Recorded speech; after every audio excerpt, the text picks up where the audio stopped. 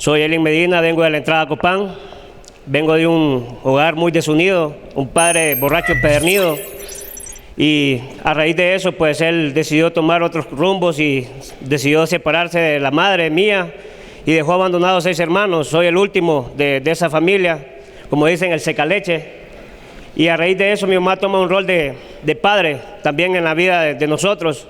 Quiere decir de que ella era nuestro padre y la madre a la vez. Mi papá tenía una casa que había conformado el hogar, y a raíz de eso él al andar con el alcoholismo y mujeriando, pues él tomó esas decisiones y vendió la casa que nosotros teníamos ahí en el hogar, y nosotros quedamos alquilando esa casa. Entonces mi mamá empezó a buscar la manera para sacarnos a nosotros adelante, darnos educación, estudio, lo poquito que nosotros podíamos ella nos daba. E incluso nuestras hermanas, las mayores, pues empezaron a trabajar para ayudar a los hermanos más pequeños. Es como así que yo empiezo a tomar una vida muy desordenada a pequeña edad, porque empiezo a andar vagando por las calles de ahí de la entrada a Copán. Y llegaba la hora cuando mi mamá iba a llegar a la casa, yo ya estaba esperándola porque sabía de que si llegaba tarde era seguro una macaneada. Y así empezó mi vida a crecer en el mundo de andar vagando, como se dice. Me acuerdo de que mi mamá dice que mi papá nos abandonó cuando yo tenía esa edad de 1 año. Y entonces empezamos a ver cómo la miraba mi mamá en esa situación. A la edad de 12 años yo me acuerdo de que mi mamá ya no podía conmigo porque ya no me podía tener en mi casa. Y en esos tiempos mi hermana la mayor se había casado, y el esposo de ellos tomaron la decisión de emigrar para Ocotepeque, para montar un negocio. Es como así mi mamá le encarga esa decisión de llevarse esta carga que era yo. Le dice de que ya no me aguantaba y que tal vez porque él era un hombre y mi hermana tenía a ese hombre ahí en la casa, esa persona me iba a educar a mí, y sí, él tomó ese rol de padre y ella de madre, mi hermana. Me acuerdo que llegué a Ocotepeque a la edad de 12 años a sacar mi 6º grado ahí, mi educación primaria, y empecé a sacar buenas notas, y al ver mi hermana que yo estaba enfocado en mis estudios, me metió al colegio. Me acuerdo de que tenía 13 años cuando empecé a jugar fútbol, era muy bueno para eso. La verdad es que conocí muchas ciudades, muchos lugares a través del fútbol. Y en uno de los equipos más famosos de ahí de Ocotepeque me vio jugar y querían que yo jugara, pero tenía que haber una firma para que yo pudiera jugar de una persona mayor. Y es como ahí mi hermana habla con mi cuñado y él accede a firmar los papeles para que yo pueda jugar con esas personas. La mayoría eran personas mayores que mí, yo iba a cumplir 14 años. Y entonces en ese tiempo hacían concentraciones en el equipo del mismo nombre, y empecé a relacionarme con personas mayores que mí. Y a raíz de eso empiezo a conocer a esas personas y empiezo a conocer también lo que es el alcohol. Y créanme que un muchacho de 13 años, que no inocente en todas esas cosas, y pues todo el mundo me agarraba para un lado y para otro, y empecé a tomar lo que es el alcohol. Me gustó. Con el tiempo seguía jugando en ellos y empecé a conocer lo que es la cocaína. Créanme de que eso sí me fascinó más, y me empecé a enfrascar en ese vicio que es la cocaína, y empecé a andar dando problemas en mi familia. Me acuerdo que me desubiqué en mi colegio y ya solo me dedicaba a jugar por fútbol. Créanme que a la edad de 14 años yo ya era una de las personas que me pagaban bien por jugar el fútbol. Y a raíz de eso me dice mi cuñado que me quiere sacar del colegio porque la verdad es que no estaba cumpliendo con los requisitos para estar ahí. Me saca del colegio y me pone a trabajar en una venta de repuestos que él tiene ahí en Ocotepeque. A raíz de eso también mi cuñado se volvió un borracho empedernido, y yo me quedaba a cargo del negocio de él. Y entonces empecé yo a ver la situación de que mi cuñado dejaba solo el negocio, y empecé a robarle en el negocio, y entregaba cuentas falsas ahí a él, inventarios falsos, porque ya me empecé a meter más en el vicio de la cocaína. Créanme de que me gustaba mucho. Pues nunca podía engañar a mi cuñado, él sabía lo que tenía en su negocio, y empecé a ver todas esas cosas, y me dijo mi cuñado, no, me dice, yo no lo puedo tener con usted porque la verdad es que usted me está robando y es mejor que se vaya para la entrada a Copán. Es como ahí yo empiezo a llegar a la entrada a Copán, y empiezo a conocer otro tipo de personas también que andaban en un equipo muy conocido ahí en la entrada a Copán, y me empiezan a llevar a jugar con ellos. Y créanme que yo no quería que me pagaran efectivo, yo lo que quería, como ellos andaban en esos negocios ilícitos, me empezaban a pagar con droga, y yo era feliz con eso. Yo sabía de que me pagaban con droga y me emborrachaban ahí después del partido, yo era feliz. Así empecé también a través del fútbol a engañar muchachas de 15, 16 años. Créanme que tengo 3 hijos con mujeres diferentes. Y tengo 2, uno que la hija es menor de 3 meses que el mayorcito ahí que tiene 18 años. Y empecé a engañar muchas mujeres así. Y empecé a enfrascarme más en el vicio de la droga. Créanme de que empezó mi mamá a sufrir más por mí. Créanme, aquella mujer que había hecho tanto sacrificio por darme una buena educación, por llevarme por los caminos correctos, yo le estaba fallando a mi madre. Y ahí estaba yo, hundiéndome más en el lodo para seguir sirviéndole al enemigo, como se dice. De ahí empecé a crecer más. A los 17 años me dice mi mamá de que una de mis hermanas me dice de que me quería ir para Estados Unidos. Y es como ahí tomo la decisión de irme para Estados Unidos. Créanme que yo no quería ir para allá porque la verdad que no me llenaba de satisfacción ir para esos lugares, porque la vida que yo llevaba, mi centro de atención era la droga y el alcoholismo. Entonces ahí fue que tomé la decisión de irme en tren para la frontera de México con Estados Unidos y llegué. Estando en ese lugar, yo le pedí a Dios de que si Él me daba la oportunidad de ingresar a ese país, con un país lleno de oportunidades, yo le pedí a Dios que si Él me daba la oportunidad de poder entrar ahí, que yo le iba a servir allá estando en Estados Unidos. Y Dios me dio esa oportunidad maravillosa de poder entrar a ese país y llegué, pero rápido se me olvidó aquella promesa de que yo le había hecho a Dios. Y créanme que cuando uno hace una promesa con Dios, hay que cumplirla, porque también Dios es amor, pero también es juego consumidor.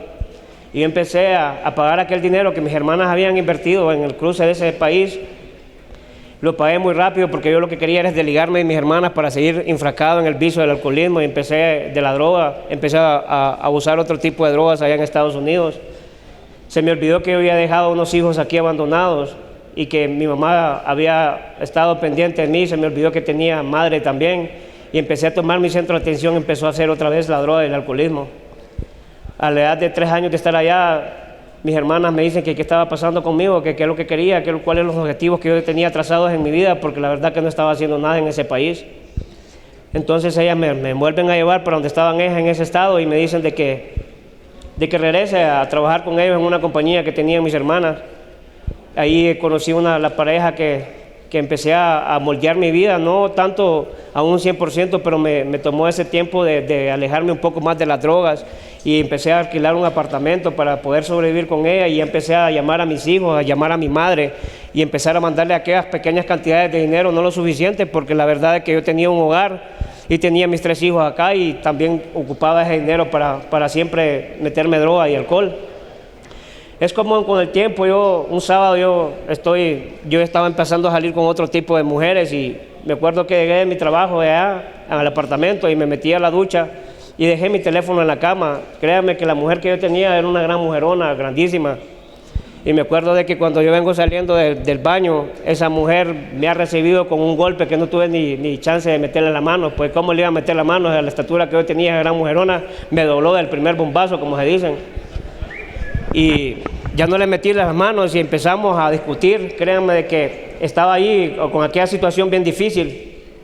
Fue cuando ella empieza a hablarle a la policía y me empieza a acusar de que yo había querido abusar sexualmente de ella. Me llevaron, yo mismo me presenté a la policía y empezó a hacer esa investigación la policía. Pues la verdad es que el golpeado en ese momento era yo, pues les digo que no le quería ni meter las manos a esa mujer. Y ahí empieza mi vida a dar un giro de 190 grados, porque me llevaron preso.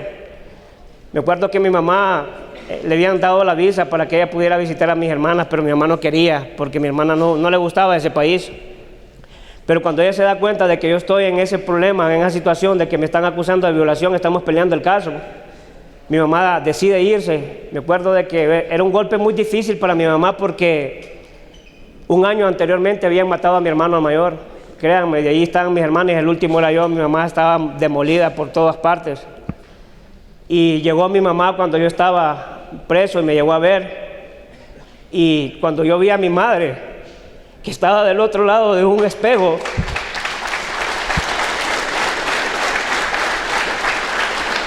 yo me sentí morir, porque le estaba fallando a la mujer que me había dado la vida. Aquella mujer que había tomado el rol del padre, le estaba fallando una vez más. Y agarró el teléfono y me dijo, me acuerdo de esas palabras que me dijo ella: hijo, dile a esos policías que me dejen presa a mí y que no te dejen a ti, que yo quiero que te vayas para Honduras. Las cosas no van así, le digo, mamá. Y yo le digo, mami, yo ya más o menos masticaba el inglés con las personas porque la mayoría eran morenos y blancos ahí. Y yo había hablado con ellos de que cómo podían encontrar la manera de quitarme la vida ahí donde estaba preso. Y ya ellos me habían dicho cómo poderme quitar la vida. Yo le digo, mamá, ya no se preocupe, ya no llore por mí, yo voy a tomar la decisión de quitarme la vida. Mi mamá era una mujer bien sometida a Dios, una mujer de que, gracias, profe, una mujer de que era demasiado creyente en Dios, ella era demasiado, pero me dice, hijo, me dice, usted sabe y cree que para Dios no hay nada imposible. Váyase y ore ahí donde está preso y empiece a orar. Créanme que ese fue un proceso muy difícil porque yo pasé 4 años y medio preso en ese lugar, pero ahí me sirvió para ir conociendo lo que es de Dios. Empecé a ayunar hasta 22 días en ese lugar, empecé a leer la Biblia y yo empecé otra vez a tener esa comunicación con Dios. Yo le dije, Padre, si tú me sacas de este lugar, cuando tú me mandes para Honduras, yo te voy a servir. Y cuando yo llego a la corte me dicen que mi caso está tirado, que ellos me van a deportar porque no encuentran ninguna justificación para que me tengan de ese tiempo ahí donde estaba preso. Y así es como me mandan para Honduras. Yo me acuerdo que vine acá a la entrada a Copán y yo no quería salir. Yo me acuerdo esa promesa que le había hecho a Dios, pero empecé a llevarme otra vez con aquellas personas que llevaban conmigo y empecé a involucrarme otra vez con las drogas y el alcoholismo, y algo fue peor porque la verdad es que me gustaba, saqué cursos de cocina allá en Estados Unidos donde estuve preso y empecé a cocinarle a gente de que no andaban en negocios ilícitos y esa gente a mí me pagaba con droga y ahí donde yo me saciaba y empezaba a llegar hasta 3 días, me le perdía a mi mamá me hacía un sinfín de llamadas, pero yo no atendía esas llamadas porque volvía a tomar de centro de atención lo que era la droga. Y así empecé. Me acuerdo que Dios me dio la oportunidad de poner la persona que hoy quiero que sea mi esposa. Esa mujer la conocí y esa mujer empezó a guerrear conmigo. Esa mujer se levantaba todas las mañanas al ver que yo no llegaba a la casa porque yo no paraba en la calle, solo el tiempo en la calle. Y créanme que les voy a contar algo que me ha dolido en mi alma, porque esa mujer también es una mujer bien temerosa de Dios y yo a esa mujer la usaba para que me fuera a comprar la droga. La utilizaba como un medio, porque a las 11, 12 de la noche que yo estaba en un barrio que era muy peligroso ahí en la entrada, y yo le decía, amor, cómprame porque yo necesito droga. Y venía ella y me decía, voy a ir porque no quiero que te pases nada. Y ella me compraba la droga. Aquella mujer que era temerosa de Dios me decía, yo lo hago porque no quiero que te vayan a matar porque la ciudad está muy peligrosa. Y mi mamá viendo toda la situación, y yo llegaba a las 6, 7 de la mañana y mi mamá me decía, hijo, me decía, ¿qué promesa que le hizo a Dios? ¿Dónde está? Imagínense qué hora eran, llegaba a las 5 y a las 7 de la mañana la gente me llamaba y volvía y aparecía a los 3 días. Llegué a momentos de que tuve la decisión de volver a pensar de quererme quitar la vida porque yo ya no aguantaba la vida que llevaba. Y mi mujer, cuando ella sabía que eran las 10 de la noche, ella mejor se iba a dormir a otro lado porque yo sabía que yo le iba a estar desvelando toda la noche porque toda la noche estaba usando droga yo. Y ella a la par mía, y eso le hacía al rincón de la cama y se ponía a llorar. Créanme que no era fácil, dándole esa vida a esa mujer que unos meses atrás había matado a sus 2 hijos. Y esa mujer me estaba aguantando también mis porquerías. Me dice, mamá, hijo, ¿y entonces qué está pasando con usted? Es como yo tomo la decisión de un amigo, yo bendigo la vida de esa persona que me empezó a invitar. Créanme que yo bendigo grandemente esta bendita fraternidad porque esa persona me dejó engañado a la fraternidad. Y créanme que a veces los engaños salen de la mejor manera. Y créanme que fue en una reunión de trabajo que yo llegué al capítulo de ahí de mi barrio. Me dice, vos fíjate que tengo un evento. Ajá, ¿qué evento tenés? Le digo yo. Fíjate de que tengo ganas de hacer unos pollos al cayanco y quiero que me los hagas y ¿qué va a haber ahí? Le digo, no, me dice, van a haber cervezas, si van a haber virongas ni te voy a cobrar, mi hermano. Le digo, yo me apunto, le digo. Y pues así fue. Me acuerdo que me fui temprano para andar a preparar aquella comida y ya como a las 4 de la tarde le digo, el viejo, ya está haciendo calor, ¿dónde están las virongas? Le digo yo. No, me dice, ya van a venir, me dice, calmate. Pero era que estaban esperando todos los fraternos que llegaran a hacer la planificación del trabajo para el día martes. Ya como a las 6 de la tarde, ya estaba llegándose la hora para hacer la planificación del trabajo, le digo, mira viejo, le digo yo, si no me vas a dar nada para tomar, yo me voy, aunque sea una de esas piponas, voy a ir a comprar, le digo yo, porque ya no aguanto la calor, porque estaba cocinando en un anafre. Ya como a las 6 de la tarde van llegando aquel montón de hombres en un solo carro, Dios mío, bendito, ¿y esto qué es? Dije yo. A ese portón de entrada no tenía salida, en la misma entrada tenía la salida y me empezaron a rodear y todos eran conocidos, viejo, de aquí no te vas, me dice. Y es como ahí empiezo a conocer esta bendita fraternidad y me empiezo a quedar en una reunión de trabajo, fraternos. Créanme de que es algo que nadie lo va a creer, pero era una reunión, una planificación de trabajo, planificar para el próximo evento que había para el capítulo. Y empiezo a ir los martes al capítulo, empiezo a identificarme con esa fraternidad. Cuando yo llegué al capítulo, yo me acuerdo que lo más hermoso que yo pude haber visto en esa fraternidad, en ese capítulo, fue cuando una persona desconocida que yo no conocía me dio la mano y me abrazó y me dijo, bienvenido a la gente más feliz de la tierra. Créanme de que yo me sentí por primera vez en mi vida, yo me sentí valorado.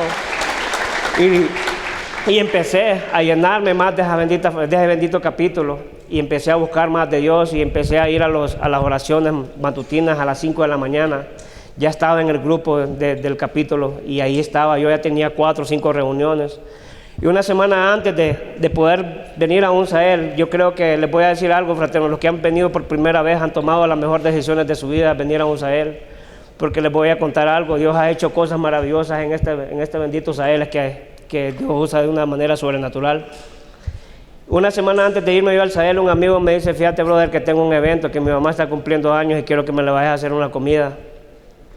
Ese fue un viernes, ese viernes duró 4 días. Le llevé hasta el anafre que tenía mi mamá y llegué y aparecí. Ese día se inundó la casa porque llovió mucho y se inundó la casa.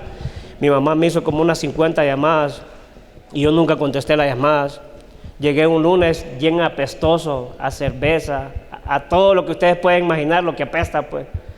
Y me dijo, hijo, me dice, otra vez usted me termina de decepcionar. Se imagina, hijo, cómo yo me emociono cuando usted me dice que quiere hacer un cambio en la vida. Y ahí estaba otra vez dañándole el corazón a esa mujer que me había dado la vida. Le digo, mamá, le digo yo, solo me voy a bañar y quiero platicar con usted. Me fui a dar un baño porque la verdad que ni yo mismo me aguantaba cómo apestaba. Y me fui a bañar y me senté con ella en el sillón. Le digo, mamá, fíjese que el viernes hay un Sahel y yo quiero ir. Si querés andar y si querés no andar, porque ella no creía de ella en mí.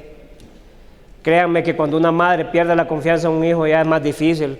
Si no cree en la madre, ¿quién más va a creer en uno? Porque la madre, pues usted puede ser muy pícaro, muy delincuente, pero la madre para usted siempre va a ser el mejor hijo que pudo haber parido a la tierra. Y el martes me acuerdo de que me fui para la reunión y estuvimos en el capítulo. Ya el jueves que hicimos la planificación de trabajo, me apunté y me vine para el Sahel. Yo le dije, cuando yo salí desde la entrada a Copán, yo le dije, Dios mío, tú sabes cómo ha sido mi vida, yo ya no quiero ser esclavo del diablo, yo quiero servirte a vos, yo quiero cambiar mi vida de una manera sobrenatural porque yo ya no puedo con este vicio de alcoholismo, de drogadicción. Y empecé a pedir desde que yo salí de allá, de aquel pueblo de la entrada a Copán. Cuando yo entré en ese portón, yo sentía algo tan hermoso en mi cuerpo y empecé a sentir unos escalofríos que ustedes no tienen idea.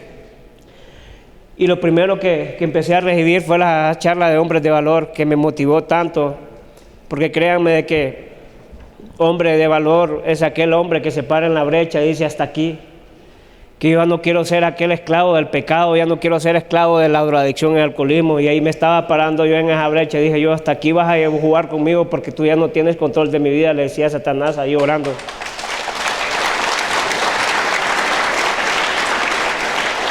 Y me paré y empecé a recibir aquellas maravillas que estaba ese hombre hablando a través de hombres de valor. Y empecé a llenarme más y más.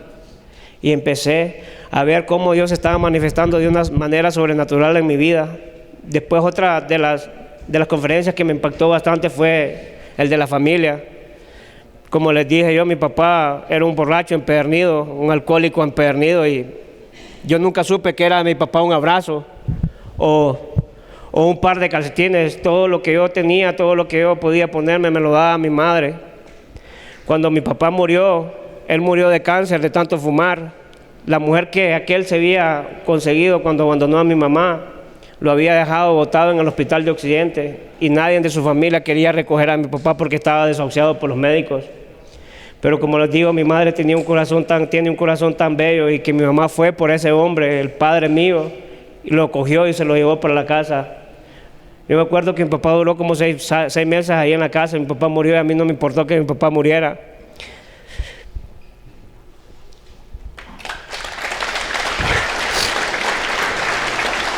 ¿Saben por qué? Porque yo a mi papá lo odiaba. Le tenía un odio, un rencor, y quería hasta matar a mi papá. Créanme que para mí, cuando yo vi muerto a mi papá, no me importó. Yo me fui para otro lado. No estuve en el velorio ni nada porque no quería saber de mi papá. Pero yo estaba en esa conferencia ahí cuando estábamos hablando de la familia, del perdón. Y me paré ahí, estábamos orando y se paró un hombre desconocido que no sé de dónde había aparecido ese hombre. Y me dijo ese hombre: yo soy tu padre y te pido perdón por todo el daño que te hice, hijo. Y yo le dije: Padre, perdóname también por las cosas que yo pensé contigo. Ahí me estaba abrazando con un hombre que yo no conocía y que me estaba pidiendo perdón a su hijo, y un hijo que le estaba pidiendo perdón a su padre. Porque yo estaba recibiendo esa bendición de que Dios todo lo puede cuando nosotros abrimos nuestro corazón, y yo estaba sacando aquel odio, aquel rencor que yo tenía hacia mi padre, lo estaba dejando ahí en ese altar, y ese hombre me seguía abrazando y me decía: yo te quiero, hijo, créame, es algo sobrenatural. Y empezó mi vida a seguir llenándome de la presencia del Espíritu Santo. Cuando les voy a contar de que yo tengo una hermana que estaba en Estados Unidos, y ella, a raíz de la separación de su esposo, ella le pegó diabetes. Él le quitó la custodia de sus dos hijos porque él se casó con una gringa por obtener los papeles. El niño que él le había quitado la custodia se quería ir con mi hermana, y ese hombre no dejó por egoísta. El niño le dijo que un fin de semana él quería pasar ese fin de semana con mi hermana, y mi cuñado no quiso. ¿Saben qué es lo que hizo ese niño de 16 años? Se ahorcó en el garaje de la casa de él y dejó una nota que le dijo de que él se estaba matando porque el papá le estaba quitando el amor de su madre. Y a raíz de eso mi hermana le pega una embolia. No sé los médicos cómo pueden entender esto, pero mi hermana se le engarrotaron los dedos, todas sus arterias, todo su cuerpo se engarrotó de una manera bien horrible. Ella perdió su trabajo. Mis hermanas que estaban allá con ella no la podían cuidar porque tenían que trabajar. Fue cuando yo le digo a mi mamá de que tome la decisión de mandarla a traer, y pues mi mamá fue esa vez a Estados Unidos y trajo a mi hermana. Cuando mi hermana viene aquí, yo me puse tan mal porque mi hermana dormía y se acostaba como en un estado fetal. El sillón donde ella se quedaba, porque ella no quería ni que la lleváramos a la cama, tenía hasta hoyo porque no se podía levantar. Yo me acuerdo que mi mamá había pagado a una muchacha para que la bañaran, para que hiciera, limpiara todas sus necesidades fisiológicas. Todos teníamos que abocadearla a mi hermana, pero a mí no me importaba nada de eso porque en ese tiempo yo andaba en el mundo. Yo solo entraba, la saludaba y con la misma me iba para la calle. Es como ahí que yo estoy, esa persona me dice que ¿por qué quieres que ore? Y yo le digo: yo quiero que ore por mi hermana, porque yo tengo la fe que mi hermana va a ser sana. Y créanme de que cuando usted tiene esa fe como ese granito de mostaza, Dios qué no puede hacer en su vida. Ese hombre estaba orando ahí y empecé a pedirle a Dios, y ese hombre me dice: si tú tienes esa fe, pues hay que orar que tu hermana va a ser sana. Y me acuerdo que eran como las 9 de la noche ese día, cuando mi mamá me cuenta, porque cuando yo llego allá me cuenta mi mamá que mi hermana estaba siendo liberada, estaba vomitando en su cama se vomitó de una manera que no tienen idea. Estaba así. ¿Por qué? Porque mi hermana buscaba la solución, su sanación en su vida, en brujos, en hechicerías, en cosas que no van conforme a la voluntad de Dios. Y por eso mi hermana estaba más así. Cuando nosotros terminamos el Sahel, yo cuando llegué aquí, como les digo, fraterno, yo llegué con una sed, una hambre de buscar de Dios, que Él quisiera que cambiara mi vida. Desde que yo entré en ese portón, yo le dije al guía que me traía: aquí está mi teléfono, usted me lo da hasta que yo llegue ahí al lago de Ojoa, el último día que yo me voy, y así fue. Pero dentro de mí nació aquella necesidad de hablarle. Cuando íbamos llegando al lago de Ojoa y empiezo a hablarle, le digo: mamá, ¿usted tiene algo bueno que contarme? Sí, hijo, me dice. Tu hermana se levantó ella sola a bañarse. Por primera vez mi hermana, después de que todo lo que le había pasado, mi hermana se estaba bañando ella sola. Mi hermana estaba haciendo café para mi mamá. Mi hermana le estaba dando de comer a aquellos perritos que teníamos en la casa. Créame, cuando usted tiene fe, para Dios no hay nada imposible.